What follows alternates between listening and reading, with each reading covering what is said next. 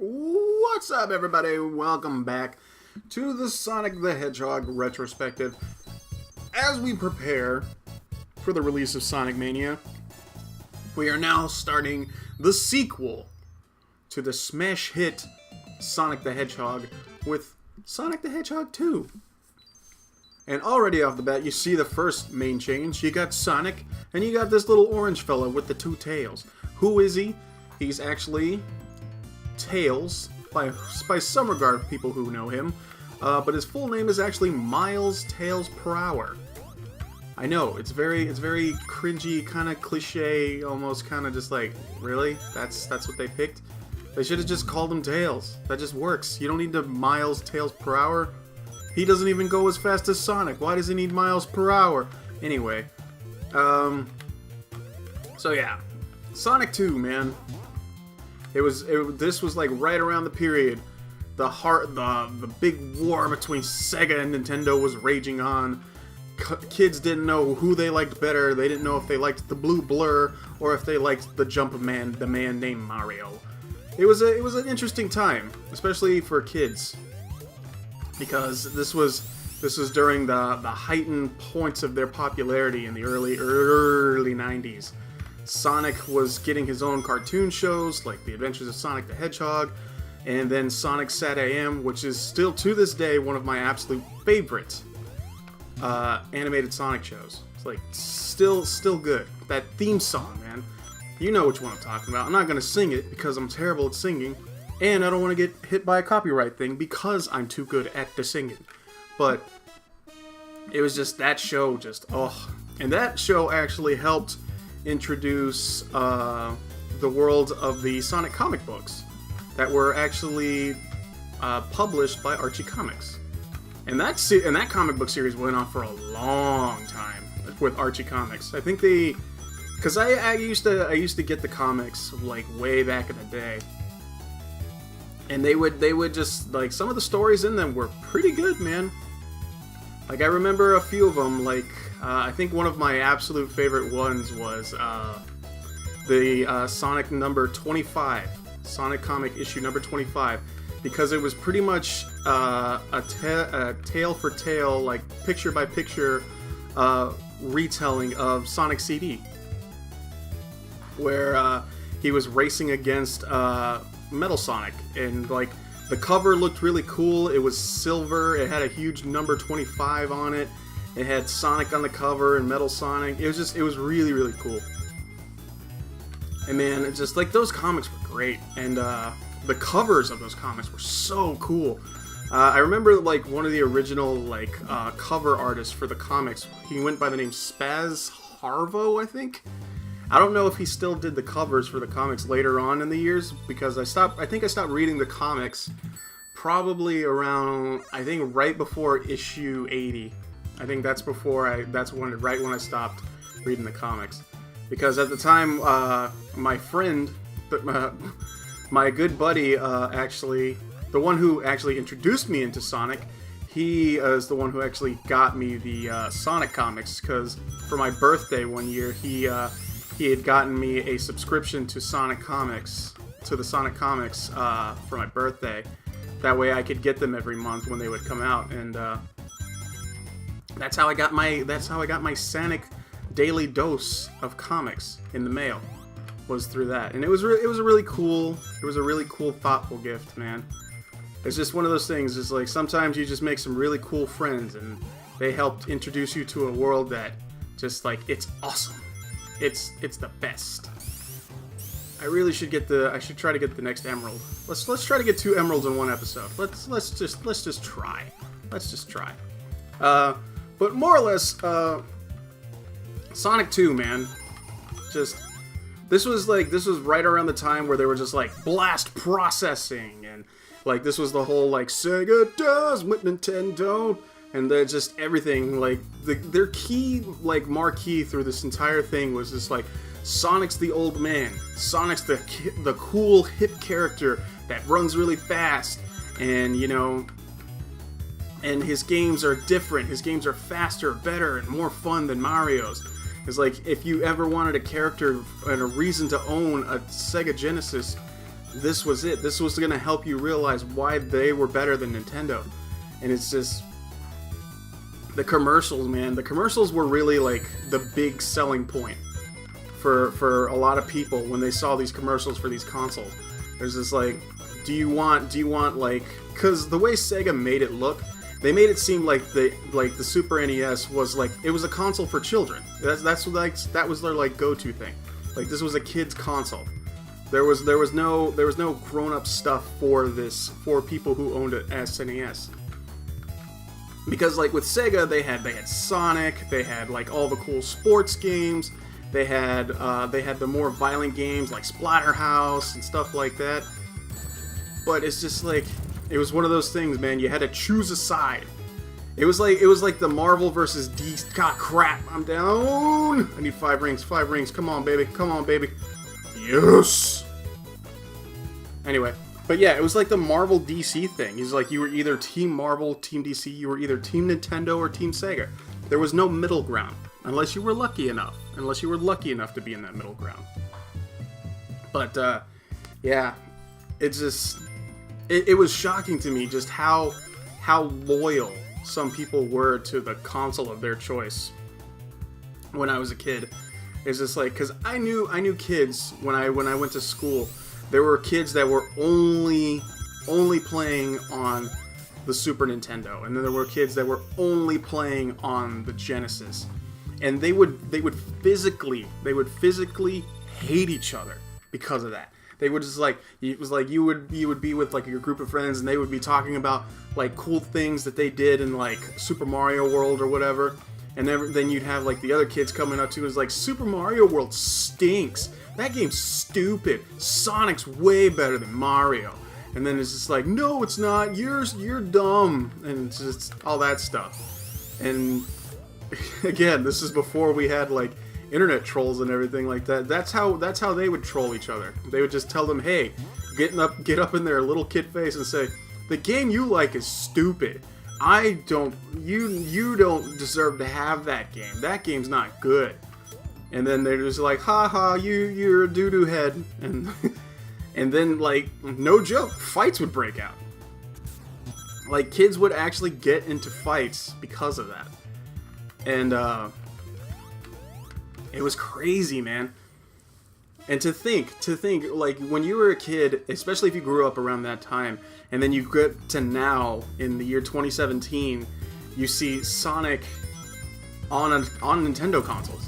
You see Sonic in games with Mario. And again, if you were to tell 90s kid me at some point that Mario and Sonic would be in the same game at the same time, and he was like, yeah, and it's on a Nintendo console, I would straight up look at you and be like, why you lying, man? That ain't cool.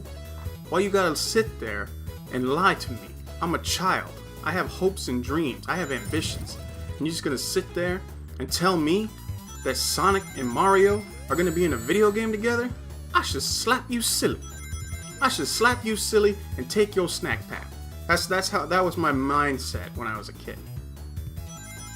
And then lo and behold, when Sega decided, is like, hey, we're not making consoles anymore. We're sticking strictly to hardware, and that's it. And the second a Sonic game came out on a Nintendo console, it was one of those things. It almost felt unreal. It felt surreal. It was like, because again, it was like, you remember, like, just how crazy people were for. I died. Well, if you run into spikes, then technically you will die. Anyway, but yeah. Oh my god, I died twice! There was no way anybody would ever think that something like that would happen. But then again, there was a time where no one thought that superhero movies and comic book movies would be the biggest thing in the box office. It's like, things change, man. Things change. And would I say it's a change for the better, at least in the terms of the video game world? I'd say yeah. because it really makes you think. I lived in an era where the two biggest video game juggernauts would battle toe to toe, head to head, to see who's the best. And now they coincide and are together as one. They're like a unit. It's like you think that it's like they're the two most recognizable characters in the video game history, and now they're paired together as one franchise, and it's incredible, man. Like anything's possible, especially in the video game world. And it's because of that it makes me love this franchise in particular. Like, just the way Sonic the Hedgehog to me, honestly, he's the definition. Hold on, Chemical Plant. Gotta listen to the Chemical Plant zone. Oh god, it's so good. This is so good song. Anyway, but yeah, Sonic is the definition of the video game hustler, man. He went the path of Rocky 3, basically. He came out, he was on top. He didn't think he was ever gonna get beat, and he never thought that like his competition. No, he didn't want to go the path of Rocky 3. A good way to see it is he's kind of like Apollo Creed in Rocky. Like, I know I'm using a lot of Rocky analogies right now, but like, think about it. Apollo Creed, because at the beginning of Rocky, there's no recollection, there's no struggle or anything of seeing how Apollo Creed became the best. And the same thing with Sonic. There was no build-up for him to be the best. Sega just made Sonic, and there's like, he's better than Mario. There's nobody better than Mario. And when he showed up, he's just like, I'm here to take you out. I'll take anybody who wants to fight. Let's go. And then he went there, and for a brief moment and a brief time, Sonic was beating Mario. Sonic was in fact beating Mario. But then it kind of just, over time, Mario kept getting bigger and better. Sonic slowly tried to trail behind with trying new things and innovative things. Some worked, some didn't. And it got to the point where it's just like he needed someone to help him become better, become bigger, become better. And that's where I feel he went like the path of Rocky 3, because he got too big. He got too big thinking that he was too good, that he could do no wrong. And at the end, he got his face smashed in, and then he needed his help from his former rival to be like, hey, I'm going to help you, man. I'm going to help you be better. Come back from this and become better. And that's what happened. Because let's be honest, Sonic, he had a really good run during the 16-bit era, the 16-bit war, if you will. And there was a time where it's like, he's gonna be fine. There's no way Sonic can make a bad game. And then they both stepped into the third dimension, and just everything changed. Like, speed and platforming work really well in a 2D space, but when you're not really sure how to translate that to a 3D space, things don't work out so well. Now, I know a lot of you are probably saying, but it's like, but Sonic Adventure was really good. I agree. But if you do the proper way and take off the nostalgia goggles and actually take a good firm look at Sonic Adventure, and you can sit there and tell me that, yeah, Sonic Adventure was a pretty well put together game. Really go back. And again, I give it some nods and forgive it for a little bit for what it is, because again, much like Super Mario 64 and everything like that, they are the first of their kind. So clearly there's going to be times where it's like, okay, this is the first time they're trying it, it's okay. But the way some people deem it as, it's like, it's so good, it's so nostalgic, it's so crazy, it's so fun. But then you go back and play it now, with removing said nostalgia goggles, you realize, ooh, there is some mighty jank to this. to some regard where it's just like, I don't know how I feel about this. I don't know how I feel about this. This isn't as good as I remember. And it really makes you start to question, is like, did I only like this because I was a kid? Because again, your perception of things really start to change from when you're a kid to when you become an adult. Things that you remembered loving as a child, you go back as an adult and look at it and you realize it's like, this isn't as good as I remembered it. Because again, when you're a child, you have a lot more imagination and wonder and everything like that. And everything just seems so fresh and new to you. Because again, most of the time for a lot of kids, it's the first time they've ever seen it. But when you're an adult, the first thing as anybody will go, you'll see that one thing, like let's say you go back and play Sonic Adventure or Sonic the Hedgehog game. And he's like, God, I remember playing this as a kid and I had so much fun with it. For that one brief moment, you're going to remember that. You're going to remember that fun you had with that game. But then you go and take the nostalgia goggles off, and then you really play it. You sit there and you really, really play it. And then you start to see its flaws. And then you start to think to yourself, oh, this isn't, oh, I'm going to drown! I'm going to drown! Thank you. Anyway. And you start to think, it's like, was this game bad the entire time, and I was just too blinded by my own nostalgia to see that? But then you really think about it. It's like, yeah, it has its bumps, it has its, imperfections. But that doesn't take away from, like, yes, oh, you are a piece of work. It has its things about it that aren't the greatest. But the fact is, even with those imperfections, oh,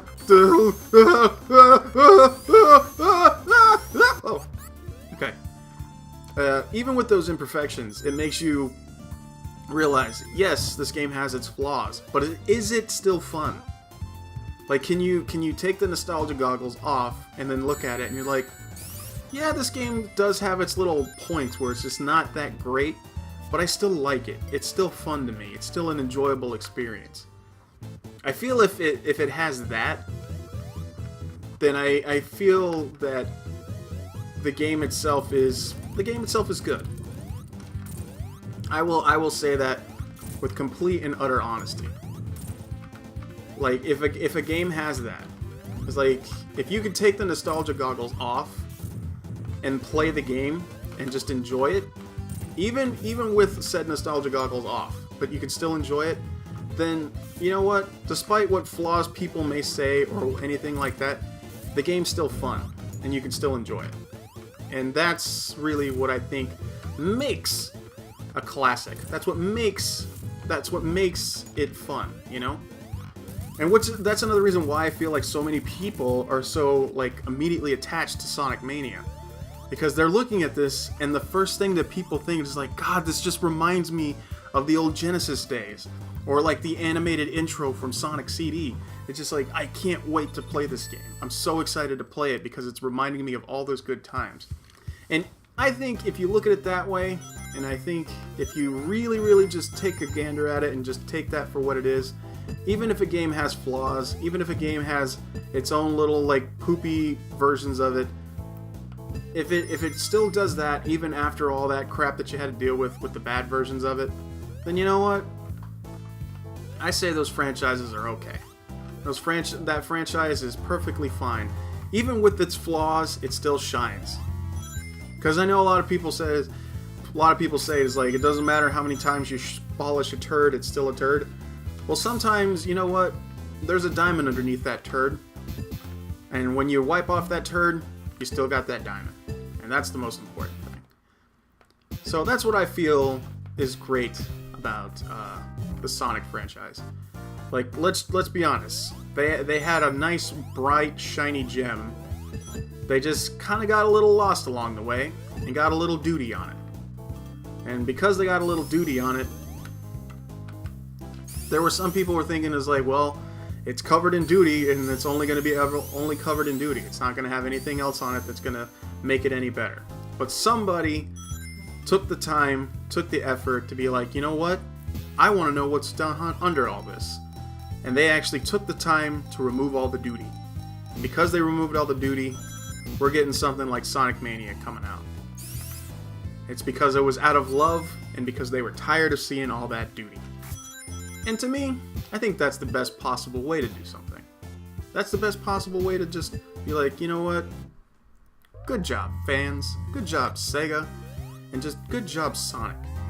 Because in the world of quitters, there is no one on this face of this planet, fictional or non-fictional, that never quits more than Sonic the Hedgehog. Because there was a lot of people that thought it was like, man, the way Sonic's going, he's gonna go the path of like Earthworm Jim or Master Higgins. But nope, he kept going, he kept fighting, and he kept going fast. And I think that's what's really important, and I think that's what's great about Sonic. So, I think that'll do it for this episode of the Sonic the Hedgehog Retrospective as we prepare for our road for Sonic Mania. This was Sonic the Hedgehog 2, guys. I hope you enjoyed the video, and I hope you're experiencing and thinking a little bit more about what the purpose of nostalgia is and what it means to you and how it makes you feel. Because for me, it's helping me see things a little bit clearer, it's helping me understand things a little bit more, and I think that's just generally a good thing. So, hopefully you guys are enjoying the videos, and we'll be back with another one very, very soon. I want to get as many of these videos out before Sonic Mania is actually released, and then once Sonic Mania actually comes out, I'll do another video just for that. Because I feel that's the best way to do it. So until then, guys, this was Sonic the Hedgehog 2. I've been Benches. I love all your faces. I'll see you next time.